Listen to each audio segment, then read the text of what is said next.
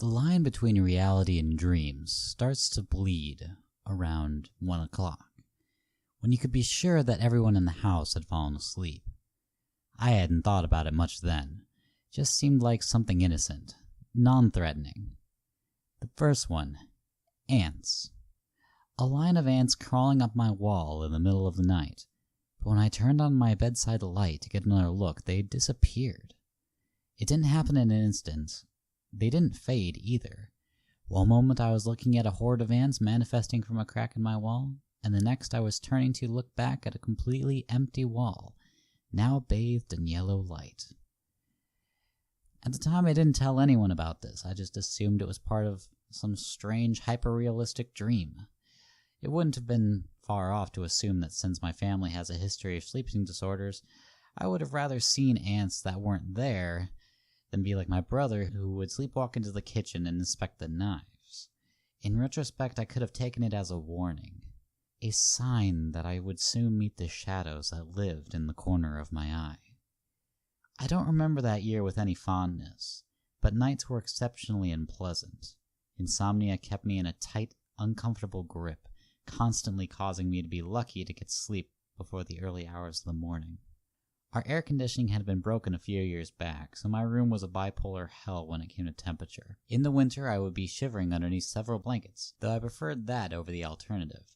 In summer, my blanket would act as a prison bars, keeping out what lurked in the shadows, but keeping in the excruciating heat. The night was no exception. I was on the brink of unconsciousness at last, so close to the sweet release from thinking. And perhaps I had fallen asleep for a moment. But that was shattered when the metallic taste of blood crept towards my lips. This wasn't unusual during summer, as the dry air mixed with me being a weak person, in general is a recipe that ended up in a bloody nose. When I groggily flipped my lamp on and slid from my bed to see what destruction had been caused, nothing beyond the usual. Once the blood was scrubbed from my face, I was eager to return to bed. That is, until I faced it. The side I always slept on, the only one with the lamp, had a large puddle of blood, which made my pillow look repulsive to even consider sleeping on. Too tired to deal with cleaning the sheets, I made a small wall out of my blanket, so that when I slept on the opposing side without having to worry about rolling into the massacre. Turning off my lamp and climbing in, I tried to get comfortable once more. As soon as sleep's soft hand flirted with my thoughts, I heard it. A raspy, gasping sound sucked in air, piercing the quiet. At first, I thought it was just pipes or rats. It didn't sound like anything like that, but I didn't want to entertain any other idea that lurked in the dark corners of my mind. That was until it took another deep breath in. My body tensed, making my hair stand straight on end. You see, the sound was coming from the side of my bed where I had slept previously. There were no rooms next to mine either, so it couldn't have been a congested neighbor. I felt the blankets being pulled up to the creature's arms as it continued to snore. Its breath sounded as though there were deep cuts along its throat, and though every gasp was fought for, and yet it slept, or seemed to. My own breath was caught in my throat. I tried to stay completely still, not letting it know I was there. A thin perspiration had collected on my forehead as the heat in my muscles were conducting battle with the large duvet. Still, I must stay completely still. It seemed that the duvet would rustle from it every 10 seconds or so. My head felt dizzy, and I was sure the mere pounding of my heart would wake up whatever lies less than a foot away from me. The terrible struggle between breathing just below a whisper and shoving the scream back down my throat was raging within me. It kept breathing. Oblivious to this, the blankets shifted again. I saw a lump move under the duvet in the shape of a foot. This couldn't have been real. This is the type of thing that happens in horror movies or bad short stories. This stuff doesn't happen here. It just couldn't. Somehow this had to be a dream.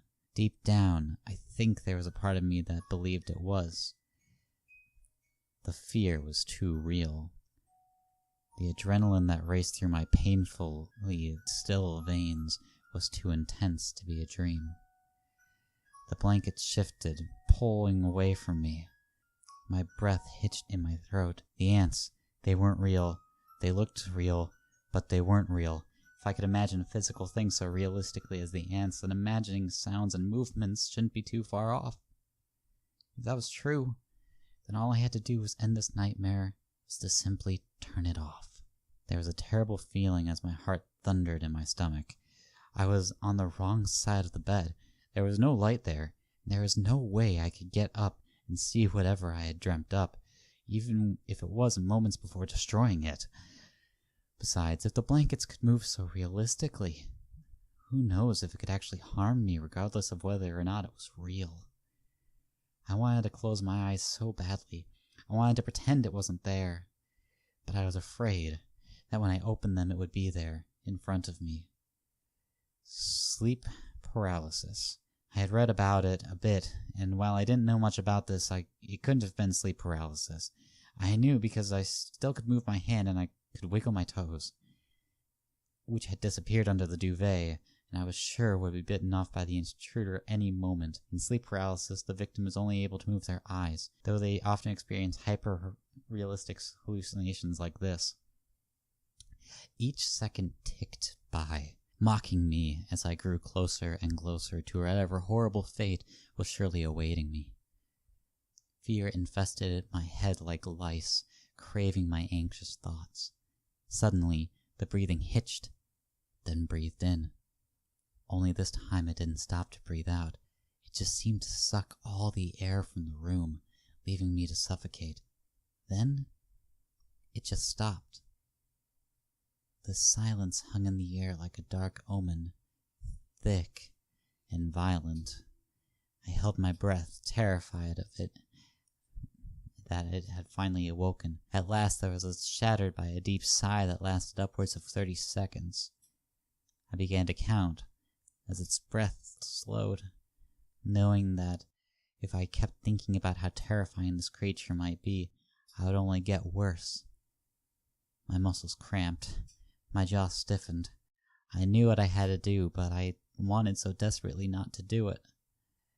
The main light was 5 feet away from the bed. If I got up to turn it on, then this could either all be over, or the fiend could grab me before I could reach it. Or worse still, when I turned around, it would still be there. Somehow, these options seemed better than staying here like a sitting duck. My thoughts racing as the beast shifted and coughed next to me. 3. I can't do this. What was I thinking? I can just stay here and wait out the night. 2. I don't want to die. Not now. I took a long, shaking breath, gathering each ounce of energy I could muster, fueled by the primal fear that infected me, making my hair stand on end. 1.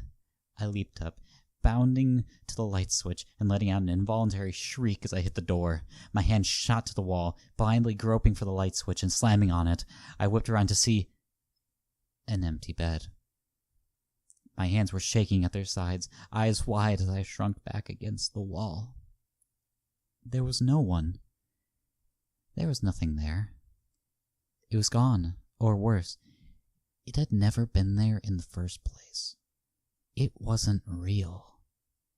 I held my knees to my chest, letting out a sob as I gasped for air. It wasn't real. It wasn't real. But it was. It was there. I felt it. It moved. It breathed.